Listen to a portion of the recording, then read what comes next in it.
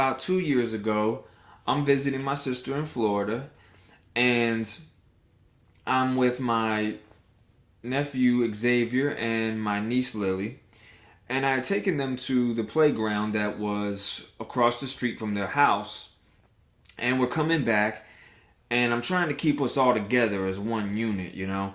But the problem is that Xavier, he's getting ahead, and she's getting behind.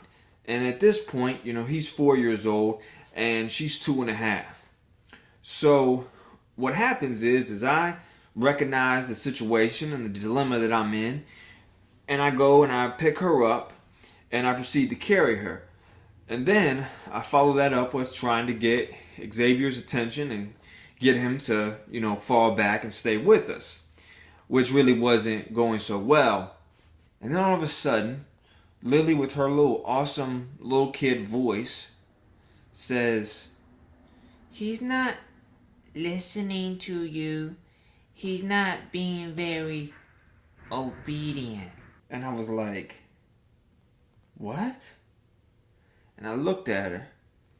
And I was like, you know obedient? You're 2.5. You know obedient? I mean, don't get me wrong. At the same time, I'm applauding my sister for instilling what that word means in her at such a young age. And she clearly knew that if he wasn't listening, that he wasn't being obedient.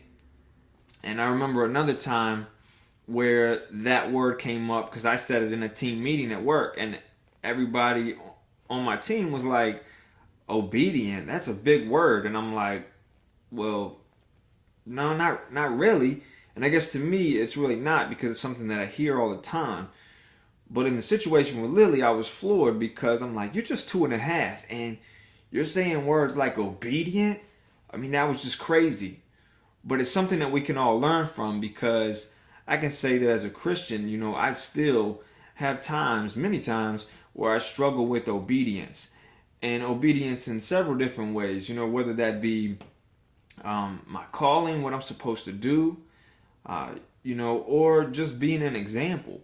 You know, I struggle with obedience in both those ways, and I'm sure there's more, but we all do. And I think that it's important to be transparent about that, and learn from our mistakes and learn where we need to be more obedient. Obedience, I mean, you really can't say it enough. It's something that's very important. And when we exercise obedience, I think when we actually do that, we'll start to see things fall into place in our lives in a more powerful way.